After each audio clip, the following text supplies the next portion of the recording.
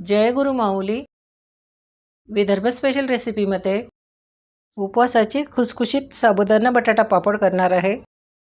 साबुदाणा न भिजवता न शिजवता अजिबात तेलकट न होता मस्त खुसखुशीत तोंडात टाकताच विरघळणारे उपवासाचे पापड तयार होतात।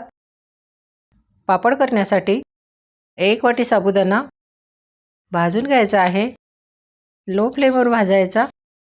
साबुदाणा भाजल्यामुळे पापड छान खुसखुशीत तयार होतात। 2 ते 3 मिनिट भाजून घ्यायचा आहे। 2 ते 3 मिनिटानंतर साबुदाणा छान भाजला गेला आहे। एका ताटात काढून थंड होऊ द्यायचा आहे। साबुदाणा थंड झाल्यानंतरच मिक्सरमध्ये बारीक करून घ्यायचा। साबुदाणा थंड झाला। आता मिक्सरमध्ये काढून बारीक करून घेते। जेवढा बारीक करता येईल तेवढं बारीक पीठ करून घ्यायचं। एकसारखं बारीक पीठ झालं आहे। काढून न घेता असंच घ्यायचं आहे। 4 बटाटे उकडून घेतले। बटाटे उकडताना कुकरमध्ये पाणी टाकायचं। बटाट्याच्या डब्यामध्ये पाणी टाकायचं नाही। अर्धा किलो बटाटे आहेत। छान वाफेवर शिजले आहेत। याची साल काढून घेतली। 4 हिरवी मिरची, अर्धा चमचा जिरे हे मिक्सरमध्ये बारीक करून घ्यायचं। उकडलेले बटाटे किसून घ्यायचे आहेत। बारीक किसणीने किसून घ्यायचे। असे सर्व बटाटे किसून घेतले। यामध्ये साबुदाणा पीठ, हिरवी मिरची, जिरेची पेस्ट, चवीनुसार मीठ हे मिक्स करून घ्यायचं। एकजीव करून घ्यायचं।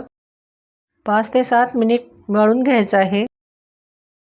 साबुदाणा कच्चाच वापरला आहे, त्यामुळे यावर झाकण ठेवायचं आणि 2 तास मुरू द्यायचं आहे।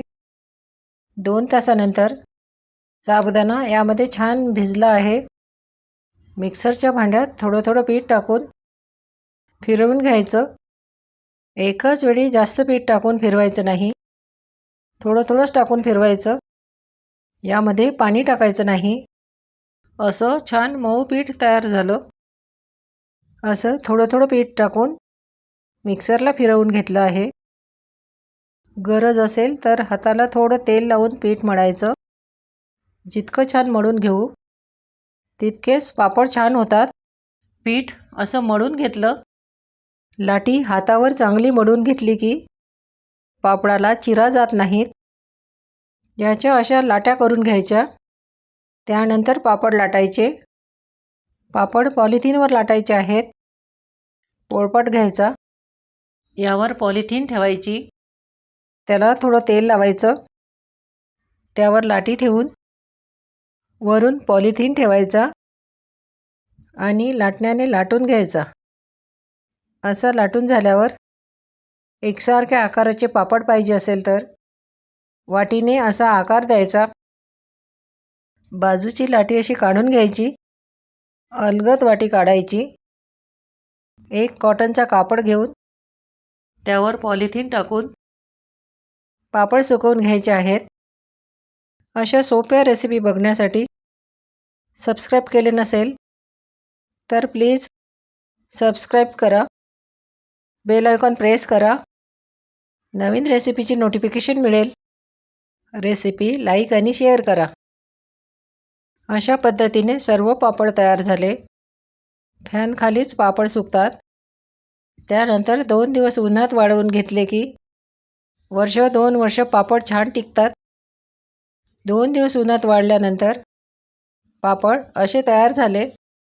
पापड तळण्यासाठी तेल चांगलं गरम करून घ्यायचं। कडकडीत गरम करायचं नाही। साबुदाणा आणि बटाट्याचं अचूक प्रमाण घेतल्यामुळे मस्त पांढरा शुभ्र पापड तयार झाला। 1 वाटी साबुदाणा आणि 4 बटाटे 55 ते 60 पापड तयार होतात। यापेक्षा जास्त पाहिजे असेल तर प्रमाण दुप्पट घ्यायचं।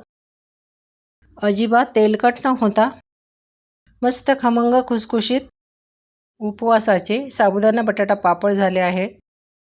परफेक्ट रेसिपी आहे। या पद्धतीने करून बघा। खुसखुशीत पापड होतात. पुन्हा भेटू अशीच छान रेसिपी घेऊन.